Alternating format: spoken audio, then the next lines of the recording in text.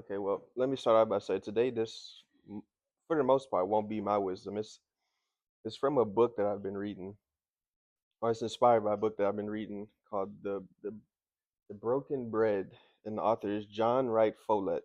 I think I'm saying that right. And so I sent out the poem that is based on, or a poem that's based on what we're gonna be talking about today. But I want to read the poem again today, and I'll read it twice. I'll read it at the beginning, and then I'll read it at the end because I think it's one of those things that you have to really dwell on and think about. You won't really understand the meaning of it the first time you read it. So the poem goes, struck dumb by God, how cruel seems the words, and yet thrice blessed the heart where falls the blow. For life transformed is his who suffers thus, for it is given only such to know the rapture of the mighty wings of faith, which elevate the soul to realms above, where pain is sweet and wounds give only joy. His soul is charmed, a captive held by love, no more to trace the path by signs he sees, be they beneath the noonday sun most clear. For blinded thus by God he knows no fear. His eyes are closed, and yet his vision fills with things celestial and transcendent light. The glory of the unseen world is his, whom God makes blind to earth's fair day or night.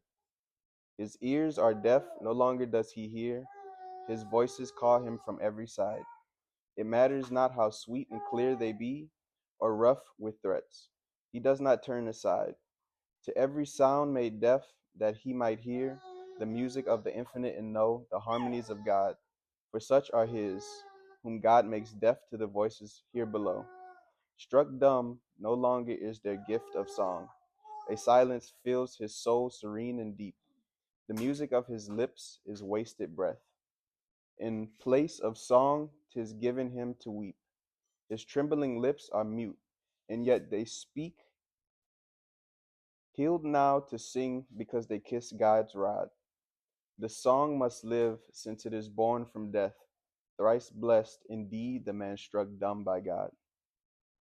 And so if you'll turn with me to Psalms 39, and it'll be verse 10. Actually, I don't need that. So it'll be Psalms chapter 39, verse 10.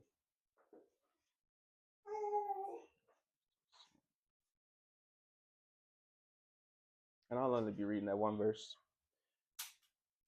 And so for this, I don't know what translations you guys have, but I'm using the King James Version for this. And it says, remove thy stroke away from me. I'm consumed by the blow of thy hand. And here we have in this verse a portion of prayer from David surrounded by the wicked, under severe pressure and trial, when reason could not discern the purpose of the stroke, and faith was too feeble to trust. He cried out in distress, remove thy stroke away from me. I'm consumed by the blow of thine hand. And today we're not going to be focusing so much on the fact that on God's personal dealings with David. It'll be more about the idea of, or the theme of the stroke of God. I think a lot of people are unsettled by the idea that God does that to his people. They're unsettled by the topic of the stroke of God's hand. And so the thought of his hand falling with a strike upon one of his children may seem strange or even unkind, but hopefully by the end of this sermon, we'll have a better understanding and a clearer vision of our faithful and loving Father. So the stroke of God hand, or the stroke of God, no doubt brings to mind many images for many people. But one we can all agree on is the scene of Calvary, so the cross. Nowhere in all of God's revelation is his hatred of sin more evident, nor the severity of his judgment against man's wickedness more clearly displayed than at the cross. And Follette puts it this way: God is holy. He hates sin. With no degree of complacency or shadow of compromise can he look upon it. Holiness and hatred of sin, like every other attribute, are living and active and must manifest themselves. His holy wrath at sin must strike so. To save humanity and to bring us to God, Christ not only bore our sins, but he became sin, that we might enter into salvation. He became the victim upon whom divine wrath, the judgment of God, struck. And this is the story of the cross. The picture of Calvary is given to us in prophecy. And this will be Isaiah 53, verses 4 through 5. And it says, surely he has borne our griefs and carried our sorrows. Yet we did not esteem him, yet we did esteem him stricken, smitten of God and afflicted. But he was wounded for our transgressions, he was bruised for our iniquities. The chastisement of our peace was upon him, and with his stripes we are healed. But I don't want us to confuse God's judgment of sin with his handling of his children. Christ has paid the penalty for sin required by justice and holiness of God in full. And the sense in which I want us to think about the stroke of God is not how he deals with the sinner and his sin, but how God deals with the saint. So how God deals with his children. And so a lot of what we've been going over in Romans is God's judgment. And that judgment is against the sinner. It's against the person who's turned their hearts away from God. It's against the person who has completely rejected what Christ did on the cross.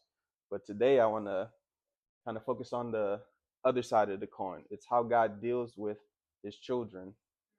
And it's not so much that he's dealing with them in judgment, because the judgment is taken off of us. The wrath of God is taken off of us. We don't have to deal with that anymore. But we do have to deal with God's discipline. And so as his child, he disciplines us because he wants us to be strong in the faith. He wants us to be mature in our walk. He doesn't want us to stay babes forever.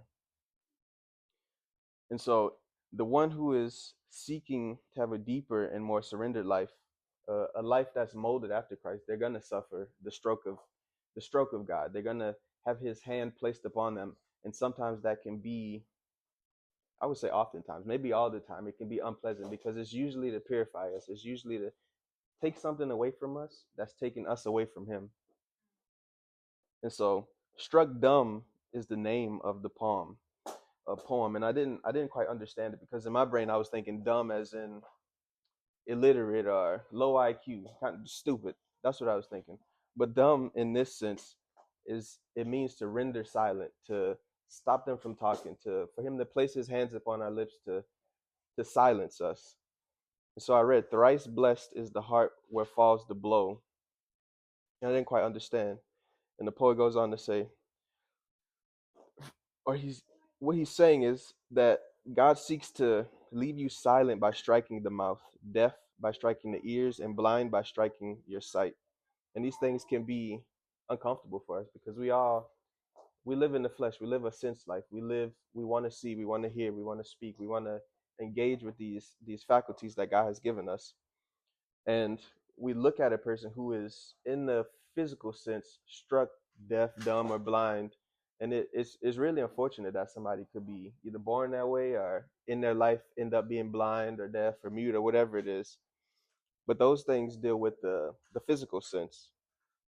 And a lot of times we hear about the miraculous healings that go on with somebody receiving their sight or receive their hearing returning to them, or they, after a long time of being mute, they speak. And it's a good thing that God is able to and willing to touch somebody in the way to heal them of their physical conditions. But I want us to consider, more so than the physical, our spiritual nature. Because I don't think the greatest miracle that God can do is to heal them in the physical. I think the greatest miracle that God can do is to heal them in the realm of the spirit. I think the physical miracles, they appeal to the natural man. They appeal to the man who is in the physical, who only knows of the physical, who's dead spiritually. And I think that's why the spectacular, the miracle, the things that happen in the physical appeal so much to the physical man, is because that's all he knows. So Follette puts it this way: it excites his senses of wonder and amazement, and leads him to delight and rejoice in the strange and unusual manifestations of the Holy Spirit. The desire for signs and wonders isn't exclusive to our day. In fact, Jesus dealt with this very issue during his earthly ministry. The people longed to see signs and wonders, and because the people got their eyes upon the things seen, they sought to please and gratify their sense life by the use of miracles, and they were amazed when they occurred. Their sense life was aroused, and they rejoiced in Christ's miracles or his use of miracles. But the Lord was led to rebuke and correct them for this. So the next day after he fed the 5,000, the crowd continued to follow the Lord. But what was their motive? Was it because they were hungry for God and seeking after life? No, not at all. Christ discerned their hearts, and knowing the human desire merely to want the things that would appeal to their physical being, he rebuked them. And so I'll be reading from John 6:26. Actually, you want to read that, Craig? John 6. Uh-huh. Make sure you speak loud for the mic. I'm being serious. He's rubbing off on me.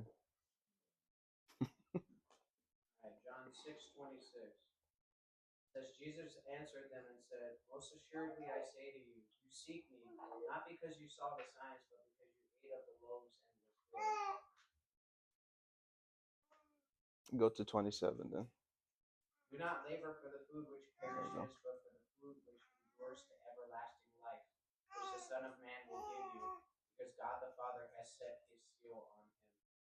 There we go. So you see that in doing the miracles, they only followed him because they ate from the loaves, they ate the fish. Their physical appetites were satisfied. It wasn't because they were actually chasing after God, because they were seeking life, because they realized that the one in front of them was God and he was the life giver.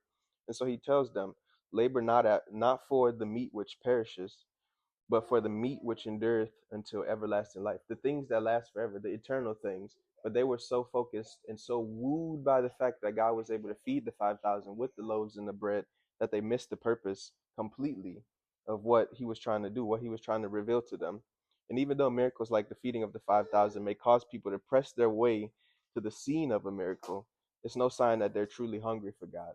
I'm sure that after the word got out that he fed the 5,000, that the people in the surrounding villages and, let's say, neighborhoods, they wanted to swarm Jesus. They wanted to make him king. They wanted to be a part of that miracle. They want to be a part of that scene that's going on, but they're trying to get there. They're trying to get to the scene for the wrong reasons. They're not actually seeking to have their souls saved. They're not actually seeking to be spiritually redeemed. They're seeking to partake in the fish. They're seeking to fill their stomach with fish and bread. And so the the use of the miracle completely went over their head.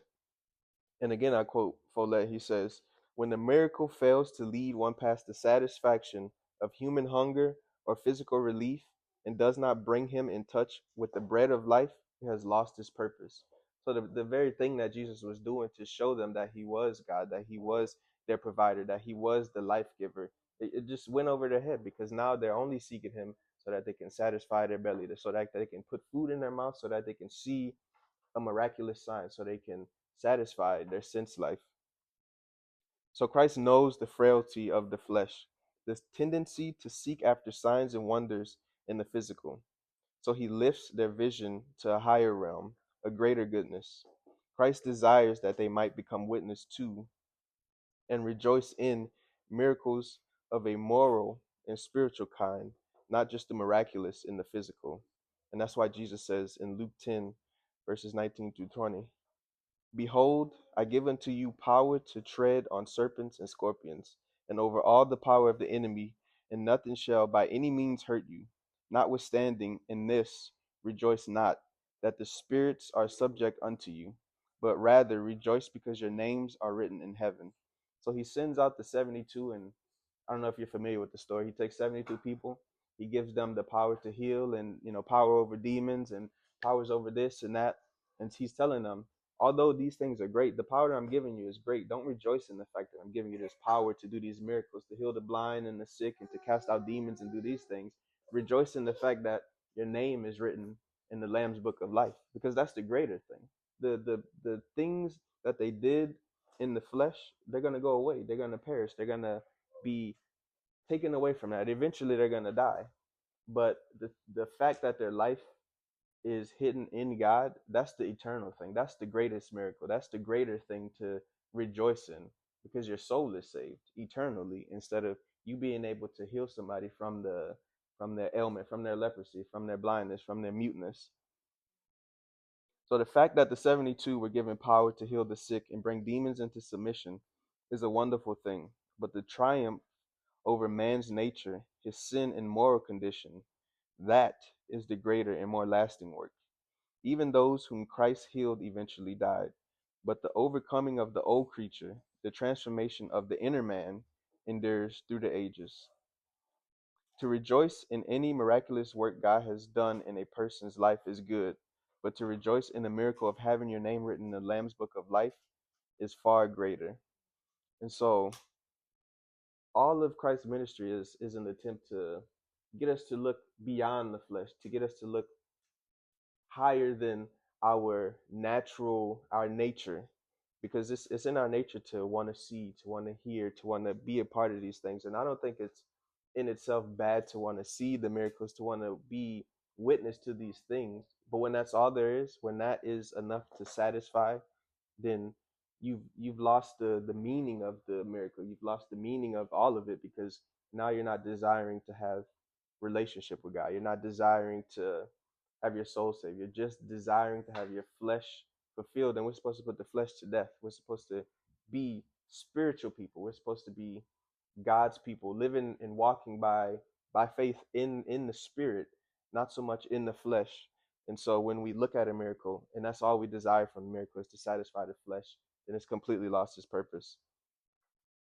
And this seems to be one of the hardest things for even Christians to take hold of, the need to move from the physical into the spiritual, because we live in the physical. All of our senses are physical.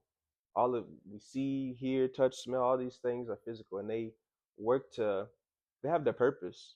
And I'll get to that later. They have their purpose and they're a good thing, but they become uh, a hindrance, a prison, when that's all there is for us. So this seems to be one of the hardest things for even Christians to take hold of, the need to move from the physical to the spiritual, to live ruled by the spirit, not by the senses. We're too much creatures of our senses, and so the magnificence of the non physical miracle often eludes us. The deep truths of what Christ is offering lose their weight. We tabernacle or dwell in the body, governed by the five senses: touch, sight, smell, sound, and taste, which help us to navigate the world around us, and they act as sort of reporters of what's going on around us. We know that something is pleasant by its smell, or pleasant by the sight of it, or the touch of it, or bad by the smell of it, or however you want to take that. But we use it to navigate the world. We navigate the world by our senses. And in God's original design, these senses serve their purpose as aids and servants. But since the fall, the physical has triumphed over the spiritual, and our senses now often function more like a prison rather than a servant, binding us to our sense life as though that's all there was. And so if you'll turn with me to Numbers, and it'll be chapter 13. And I like this story because it's at least it's the first thing that came to mind when thinking about how the report of the senses and being led by the physical can determine a lot of how much we grow in the spirit. So it'll be Numbers 13. Let me get this verse for you guys. I will do verse 26 through 31. And this is Moses sending out the 12 spies into the promised land to see what it was like, if it was full of good fruit, bad fruit, what the people were like, whether or not they could take the people, so on and so on.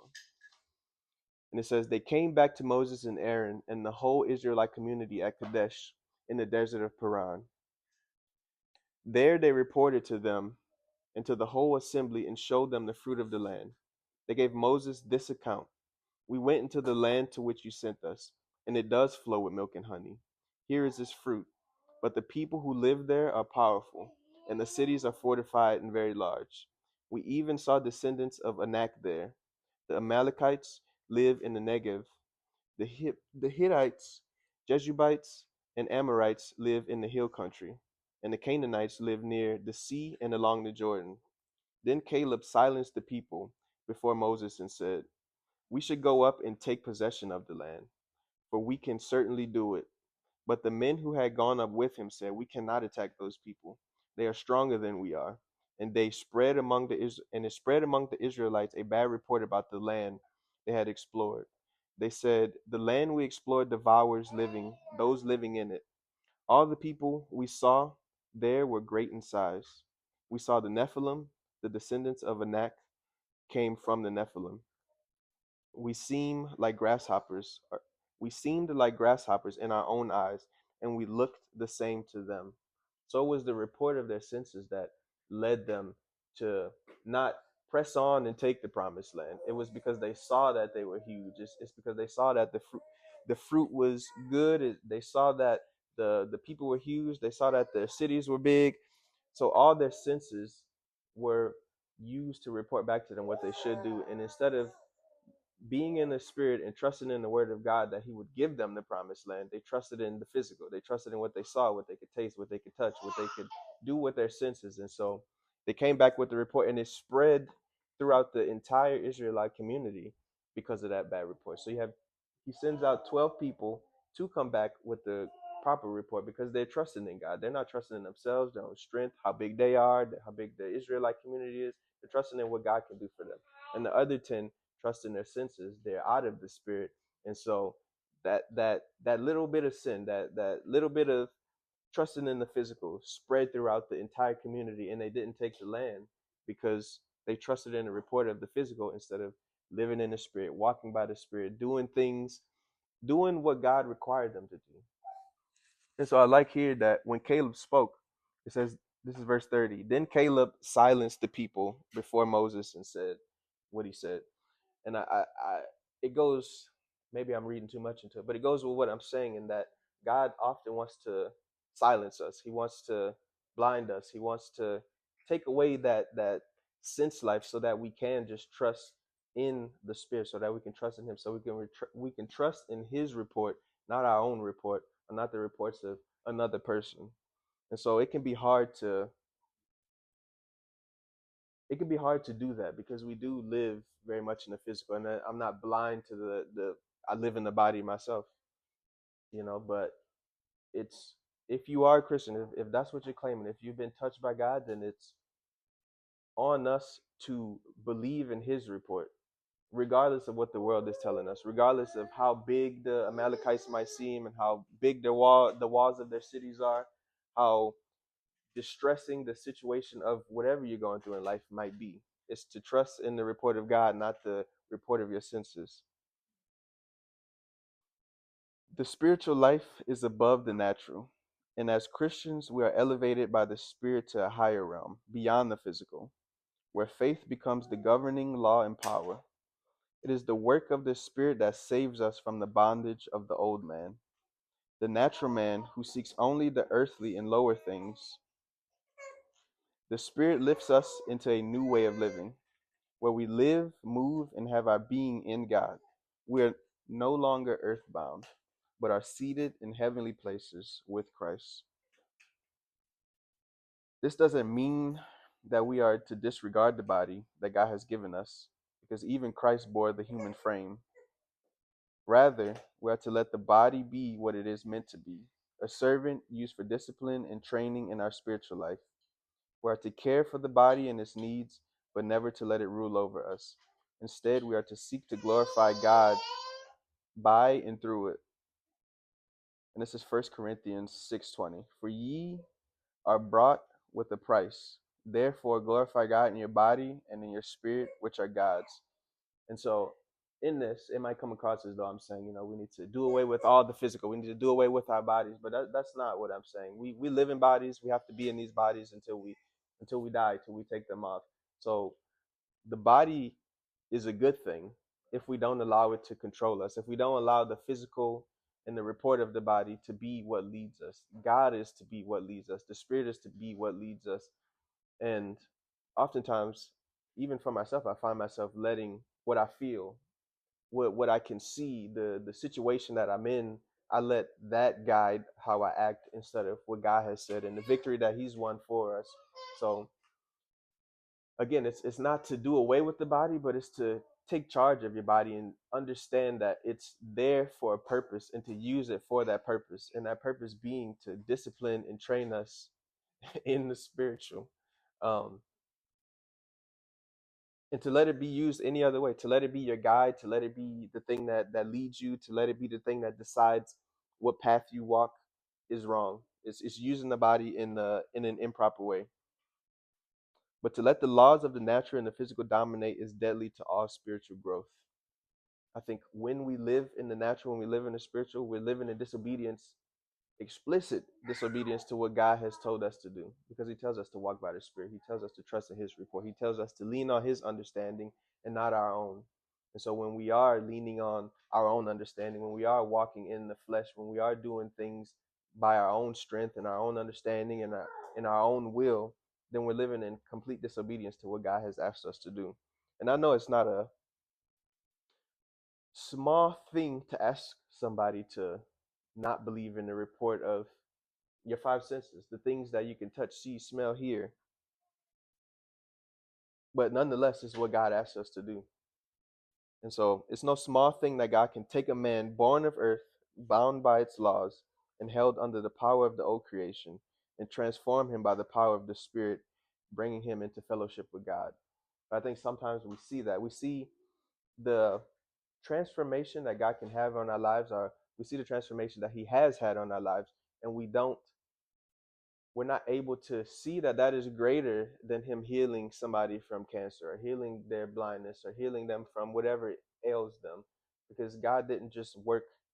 He didn't work a miracle in you that was physical, so you couldn't see it, you couldn't smell it, you couldn't touch it, you couldn't taste it. It wasn't something that was tangible to you, but He worked the miracle in your spirit, in the sense that He took somebody that was impossibly damned, impossibly unable to save themselves, and He saved them. He took them from the lowest pits of hell and raised them up all the way to heaven, to be not just in heaven, but to be seated with Him and to share in the kingdom of Christ with Him. And so I think if we don't see the miraculousness of that, if that's a word, because we are so physical, because we are so stuck in our senses, that when we don't get the touch, when we don't get the the PTSD healed, when we don't get the OCD healed, when we don't get the relationship healed, we feel like God isn't there, that He isn't working. But I think God is seeking to work something greater in us than to give us a temporary fix to a temporary problem. And we really desire to have that temporary fix because it satisfies the sense life. It satisfies us in the moment, instead of looking and desiring what is eternal, because that isn't tangible yet, because it isn't touchable, because it isn't something that we can grasp with our five senses. But to accomplish this, God must continually but to accomplish this, God must continually bring the Christian out from under the bondage of the natural. We are now called to walk by faith and not by sight. Therefore, God strikes a blow at the sense life. As we walk more and more by faith, He delivers us more and more from the control and the influence of the senses. It was through the sense life that Satan made his appeal to Eve. So in Genesis 3:6, the woman saw the fruit, and the fruit became desirable. But the whole thing that was taking place there, it was more than physical, because Eve consented with her will. And in the moment of her consent, Satan triumphed in the surrender of her soul. The literal act of eating the fruit was simply the outward expression of an inward and moral and spiritual failure. The sense life was the doorway in which Satan used to get her there, but it was inwardly that she had the moral failing. It was inwardly that she made the choice to rebel against God. She heard from Satan, she saw the fruit, that it was desirable, and she tasted. But in the cross, we find victory over the sense life.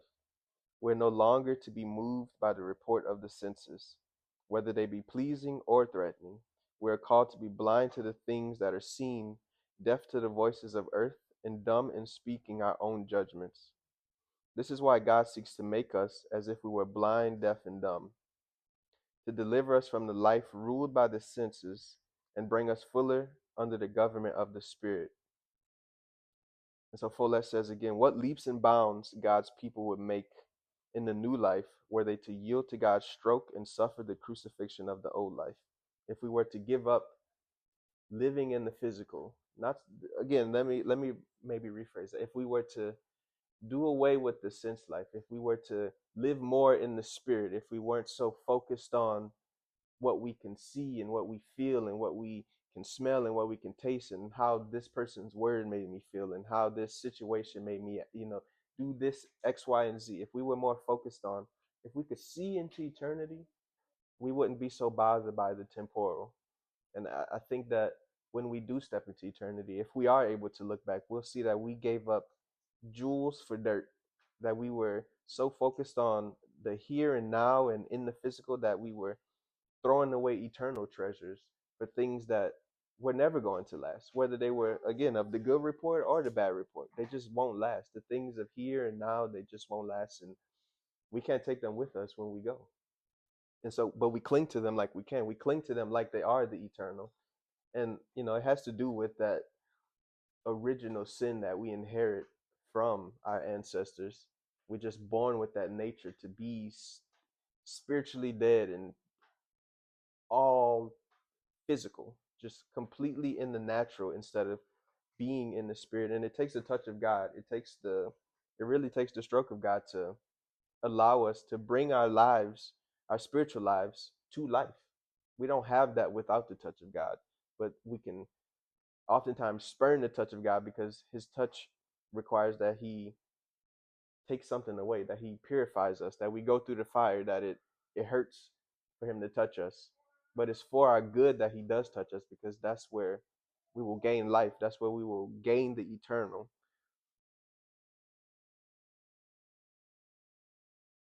So I'm going to read Isaiah 42, and it'll be verse 19 through 20. And this was a verse that I had to wrestle with a lot. I mean, there's a lot of, I don't even know, there's a lot of interpretations on what this verse means. Even from translation to translation, you'll see differences in the how it's translated. So I'm going to be going with the King James Version. Isaiah 42, verse 19 through 20. And this could be something that we discuss afterwards in the discussion, but just keep in mind that your version is probably going to say something slightly different than the person that's sitting next to you. I'm going to go with the King James because it agrees in what I'm saying. And I agree with the interpretation also, but we can discuss that later. But it says, "Who is blind but my servant, or deaf as my messenger that I sent? Who is blind as he that is perfect, and blind as the Lord's servant?" This will be verse 20. "Seeing many things, but thou observest not, opening the ears, but he heareth not." Can you read that your version, Nash? Just so better understanding. Who is blind but my servant, or deaf like my messenger I am sending? Who is blind like my dedicated one, or blind like the servant of the Lord? Though seeing many things, ye pay no attention. Though his ears are open, he does not listen. So here, the interpretation, there's two really schools of thought that I've seen, and one is that this is about Israel and their blindness and the fact that they can't see, that they're just a bad servant to God.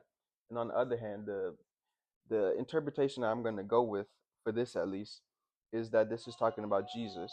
And I know it's a very unusual way to describe him, in the sense that he's blind, he's deaf, he's dumb, he's not speaking. And so I put here, the Lord is presented here in a striking and unusual way. The perfection of the servant lies in this, that he has suffered the stroke of God and is made blind, deaf, and dumb. Without this divine blow, there could be no true victory in the life of Christ. When he was led into the wilderness and tempted by Satan, he was shown all the kingdoms of the world and the glory of them. And where all natural men would have failed, Christ triumphed. Because he was blind to the appeal of the flesh, with eyes of devotion, consecration, and faith, He looked far beyond, and his vision was filled with not earthly glories, but with the glory of a kingdom to be won through suffering, pain, and death. He was struck blind to the temporal that he might see into the eternal. And it's like I was just saying, he was blind to the things of the earth. He was blind to the temptations that Satan could throw at him. He was blind to the things that were going on around him. He wasn't moved by these things. He knew what his purpose was. He knew that he came into the earth to save humanity, that his ultimate goal was the cross, and there was nothing that he could see that would turn him away from the will of God. And so he was blind to all these things. And so I'm not saying that we need to literally be blind, but we should be blind to those things in the sense that Christ is blind to those things, because it's what kept him on the path to victory. That's what gave him the victory, is that he was blind to all these things. Satan could show him everything in the world. He could show him anything that he wanted to show him, and it wouldn't have moved Christ. It wouldn't have caused him to stumble. It wouldn't have caused him to sin or to be moved from the will of God, because he was blind to it all. It didn't matter to him. It crossed his eyes as though it didn't cross his eyes. It just wasn't a thing for him. And another example of Christ's holy blindness is found in his final hours in the Garden of Gethsemane. I don't know how many people are familiar with the Garden of Gethsemane, but for this, for the sake of this and for the sake of time, I won't go into too much detail, but it's the final moments we get before Jesus is turned over, are betrayed by Judas and turned over to the Gentiles. And so, no longer followed by the massive crowds, with no political influence or financial support, he is left with a small band of outcasts, scorned, rejected, already showing signs of fear and failure. And yet, once again, there is victory. Blind to any material hopes or earthly possibilities, Christ lifts his eyes in prayer, and his vision pierces the thick darkness of the moment. He is blind to the discouragement of the present situation, and he sees beyond the weakness of those around him. He sees them filled with the Spirit of God, persecuted through the ages, yet faithful, bearers of divine life and light and revelation, burning through the darkness of centuries to come. He sees kingdoms rise and fall, yet his own kingdom remaining unshaken and eternal. And so in that moment in the Garden of Gethsemane, he knows that his betrayal is coming. He's the only one awake during the most trying time of his life. Is where we get some of the most beautiful prayers of the Lord, where he's crying out to the Lord, if it's possible, take this cup from me, but thy will be done. And so he tells the disciples to pray, but it's so late into the night and they're so tired that they're falling asleep. They're fainting from their tiredness. And he's the only one that's still up. He's the only one that knows the how important this critical hour is. He's left completely alone. His disciples, the crowds are gone. All the people who are jeering for the miracles, all the people that praised him as he entered into the temple, all the rich people that would have donated to his ministry, everybody is gone, and even one of his closest disciples is about to betray him, and he's the only one up. He's the only one praying. He's the only one that knows the severity of the hour. And in this moment, he's not distracted by his vision. He's blind to the desperateness and the seemingly impossibility of the situation, that he knows he's going to be betrayed. He knows he's going to be flogged and beaten and spit on and his beard ripped out, and he knows all these things are coming.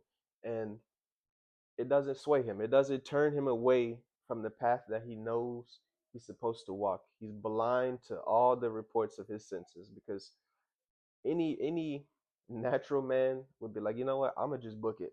If I just go the other way, then I won't have to deal with this. I can live another day. I don't have to suffer. I don't have to go through all these trials and tribulations. I don't have to be humiliated and crucified naked. And I just don't have to put up with all these things for these people who turn away from me, who sin against me, who despise me, who want me up on this cross. And so you see how he's blind to the just the impossibility of the situation, and he is focused on what God has tasked him to do. So Christ, the true and faithful servant, was deaf closed to the voices of earth. He moved in matchless grace and victory, hearing the groans of creation, the taunts of Satan, the suggestions of the flesh, yet he lived in perfect and absolute victory. Even when a voice assumed the tender and attentive tone of affection, he expressed, as expressed by Peter when he sought to spare the Lord the suffering and humiliation which was ahead of him. He was deaf. And so Peter is he Christ is telling them, what he's gonna suffer, and Peter says, "Be it far from thee, Lord, this shall not be unto thee." Or he's essentially saying, "Be it far, like I won't let this happen. Like this is not gonna happen. I can't allow this to happen to you." And Christ rebukes him in that moment because Christ came with a purpose. He's as loving and wonderful as I'm sure that sounded to Christ in that moment, because it's Peter giving Christ a way out. It's him saying, "You know what? We'll find another way. It won't be the cross. We can do this a different way. I won't allow this humiliation to happen to me. I'm the Son of God. I'm not gonna be humiliated. I'm gonna sit on my throne, and we're just gonna figure out a different way." But he's deaf to the even the pleasing cries, even the cries of his friends that want to take him away from the will of God. And so he's blind in the garden. He's deaf in the garden, and he's completely focused on the path that God has set before him. He's not fazed by these things. His ears were deaf to suggestions which would hinder his onward movement. The cross was the goal of his ministry and life, and no voice was to call him aside from the steps which were led by the will of God. Or should a voice of anger roar and threaten to frighten and intimidate, it didn't matter, for he was deaf, but so attuned to God that his soul caught the harmonies of heaven and the simplest words and wishes of his Father. So in the deafness, in the blindness, in these things, we still get a sense of we still get a word from God. It's only in that silence, and it's only in that deafness, when we block out all the things of the earth, that we can, when we're still and we're seeking God, that we can hear him. When we have all these distractions going on, when we're focused on all the problems and all the situations of not just ourselves, but of other people, then we can't hear the voice of God. It's not silent enough, because God doesn't come at us with a roaring loud voice. It's a still small voice. And to hear it, we have to be in silence. We have to be blind and deaf to all these other things. "Be it far from thee, Lord, this shall not be unto thee." That's what Peter says. Again, we look at Christ in the garden on the eve of his betrayal.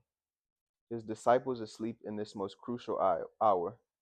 He alone stands watch, and the one who is to betray him draws near, followed by a crowd armed with swords and clubs. But again there is victory. And is it by words? No.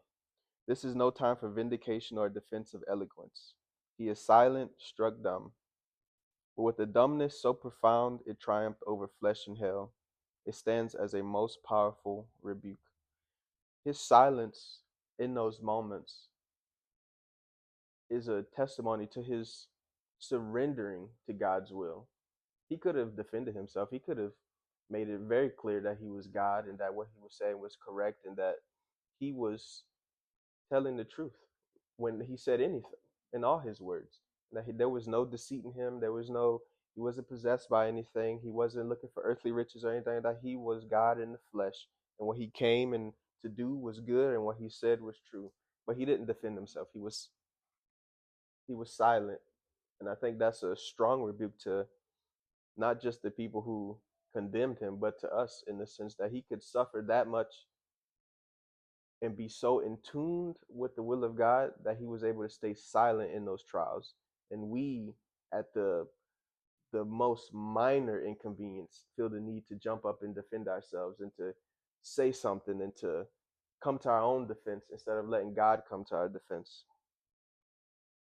And these are but a few simplified and hurried glimpses of the servant, dumb, deaf, and blind. And for all who are yielded and want For all who yield to suffer the same stroke of God, the victory is theirs to grasp. So, to have the victory of God, we have to suffer the same stroke that God Himself, that Christ suffered. We can't have the victory and not be molded or made in the image of God, that is where the victory is. There is no other place to find it. There is no other way. There is no other way to do it. There's no way to be. You have to either be like Christ or you don't have the victory. That's it. We often wonder why transformation and separation cause so much pain and unrest. It is because for those, or for the one who seeks to be close to God, the stroke of God will surely fall upon them. God seeks to blind our eyes that we may walk by faith, but we resent it. The natural man craves signs and wonders and visions and miracles. Is it not the voice of the carnal man that says, "Let me see and I will believe"? But the new man says, "I believe, therefore I see." Or as Jesus says, "If you believe, you will receive." The belief is what comes first for the spiritual man. It's no longer that I have to be, I have to see it and then I know it's true. I believe God and that makes it true. His word is true because not because we believe him, but we believe in his word. And through that belief, he is able to work and make it true. He's able to work that miracle in our lives to make us holy, to make us children of God. But without the belief, we can't have that miracle work inside of us. The belief comes first.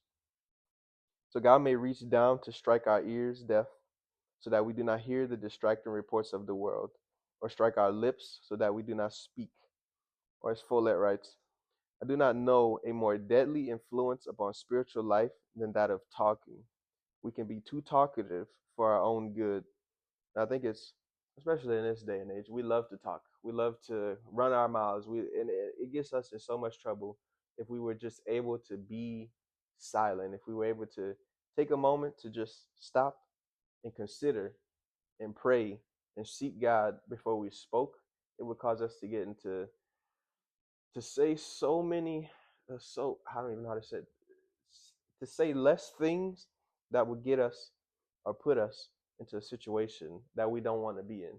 But instead, we're so quick to use our mouths and to lash out with our mouths and to say things that could be hurtful or just to say things that are frivolous and useless because every word will be taken into account when we stand before God. Everything that we say, every word that comes out of our mouth, we'll have to answer for.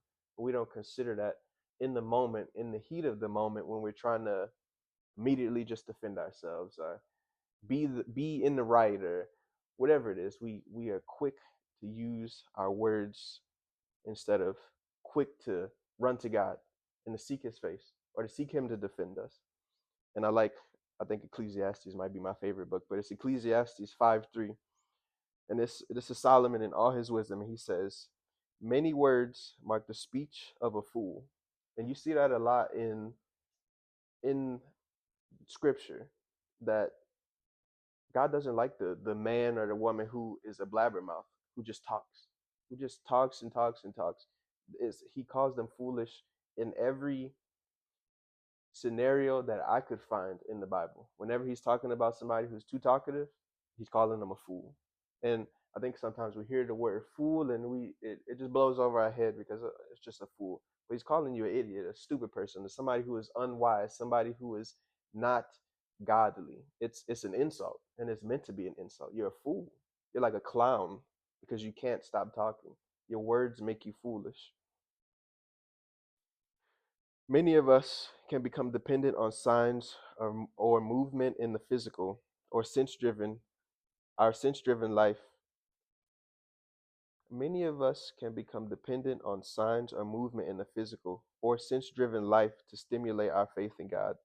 We hear of God working in powerful ways in foreign fields or even here at home where people are being healed and delivered, and many sinners and the unsaved are healed, while at the same time, the saint of God who has lived piously and dutifully cannot seem to receive even a touch from the Lord. The sinner who knows nothing of the deeper things of God walks into a meeting and at once receives. This can be a hard truth to accept. The sinner is on one plane, that of the flesh and the physical, and God deals with them accordingly, for there is no other approach. They are spiritually dead. The child of God, on the other hand, stands on another plane. He is saved and has been introduced to the realm of the Spirit. God is now seeking in his child something far greater than mere faith for healing. Healing is not the greatest thing in the Christian experience. It may be that God is seeking to carry out a bit of spiritual disciplining, something the sinner knows nothing about. God does not deal with his children the way he deals with the sinner, so he may no longer give the satisfaction of the feeling that once stirred the soul. Instead, God calls his child to believe in his word alone and to have that faith tested in the silent places of life. And from the very beginning, people have classified themselves in this way. This be John 14, verse 11. Believe in me. You want to flip that? Believe me that I am in the Father and the Father in me, or else believe me for the very work's sake. And so here you see that it might not be very clear at first glance that there's two categories here. It's believe in me and that I'm in the Father, or else believe in me for the very works. So you can either believe in me based on my word, or you can believe in me based on the works that I've done, the miracles that I've done before you. And he's speaking to the crowd at that time, of course, but it applies to us no less today. Jesus desired that they believe his word first, yet if they required a work, that was also acceptable. But such faith belonged to the second class. As Christians, we should not receive the same treatment as the sinner. This does not mean that the sinner does not need faith. Both need it. Both must have faith, but they are on different planes, and God deals with them accordingly. To believe him for his word's sake, that is what God desires.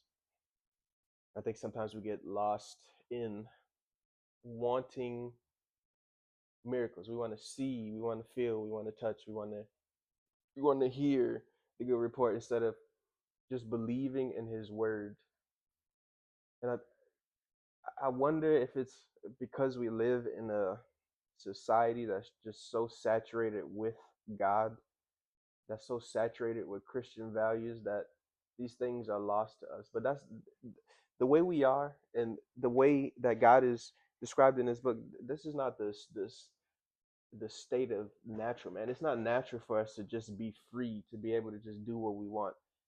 It's strange that a country would exist like America where we can just be free to do all these things, where we don't have a king, where we're not under the thumb of a tyrant or some dominating political structure like communism or socialism or something like that. It's strange to just be free. And it's very unique in history that we are free. And I think it's a symptom of, I don't think it's a bad thing that we're free, but I think it's a symptom of our freedom that we can just be so nonchalant with the gifts of God, that we can be so nonchalant with his mercies, and we can just take his word for granted because I can just go to any store and I can buy a Bible, and I can go to on any website and I can just read the word, and it's so there, it's so abundant to us that it's not something that is sacred or something that is, it's not unique to us. It's just something that we have. And so that's how you can come to have cultural Christians, or people who can think that they are Christian when they know nothing of God.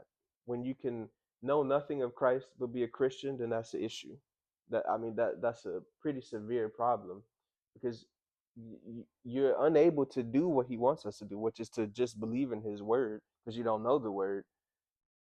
But you're also deluded in the sense that you think you are saved. You think your soul is in good standing with God because you don't know the word, because you don't have it in you, because it's so abundant, it's so free to you that you don't feel the need to go seek it out because it's just there. It's there's too much of it. And so now it's not, it's not rare, it's not desirable, it's not that collectible item that you can get. It's just everywhere. And so I don't need it because everybody has it. And so I think there's a danger in that. But this is what God desires, that we believe him simply on the basis of his word. But if you do need a miracle, he is able to provide that miracle. So he wants us to believe him for his word's sake, and that's what God desires. Therefore, he may strike at the sense life of his child, that the child may truly triumph and come to a sincere belief in God's word alone, even when everything in the flesh realm contradicts the statement of faith and truth. The sinner may need a nudge in the way of a miracle to convince him, but the child of God is to hold to the naked truths of the word and let the sense life suffer the stroke of God. And again, the stroke of God is Him taking away, He making you blind, making you dumb, making you deaf, taking away the report of the physical, so that you have to rely on the spirit, and that can be hard because we rely so much on the physical. It's like He is taking your life away. He wants you to die in the flesh. He wants you to not be fleshly, so He has to kill it. And so He's taking those things away. He's taking away that sense of sight, that sense of smell, that sense of all these things that you rely on so heavily, so that you have no choice but to rely on the spirit. And that's a painful process for some people, because it's so ingrained in them. But I don't want to discourage people, and it's okay that it's a struggle. The struggle is part of the journey. It's part of the thing that strengthens you. It's part of the thing that keeps you going, because you're the little wins here and there where you do succeed, that keeps you going, that keeps you moving, that keeps you running the race. And so it's a struggle for everybody, and some people struggle more than other people. But don't let the struggle deter you from continuing to I don't want to say suffer that the stroke of God, but to suffer the stroke of God, to let Him put His hands upon you and to take those things away from you. Don't let it discourage you that you are struggling. Continue to struggle until you succeed. The victory is yours to have. If God is placing His hand on you, then that means you're His child. He doesn't discipline those who aren't His. So if you are suffering that stroke, suffer it gracefully. The seeming The seeming delays, the testing, and the trials are for maturing the Christian in the things of the Spirit. God seeks to bring us from the place of little children, where every prayer and request must be met at once, to coax us into a deeper life in the Spirit. He is seeking grown up sons, those whom He has proven and tested. Where would the maturing, patience, and victory of our faith come from without the growing pains, the long suffering, and the struggle? We are in the school of the Spirit. God's desire is to remove us far from the physical, or as far from the physical as the spirit is above the natural. But the question is, are you willing? No one is able to in himself to do this. It took the power of the Holy Spirit to bring Jesus Christ through in perfect victory. And thank God we have the same Spirit dwelling in us today. Therefore, when we feel the stroke of God blinding our eyes, closing our ears, and sealing our lips, shall we not yield? That's all I got. I'm already being recorded. But that's all I have for you guys today.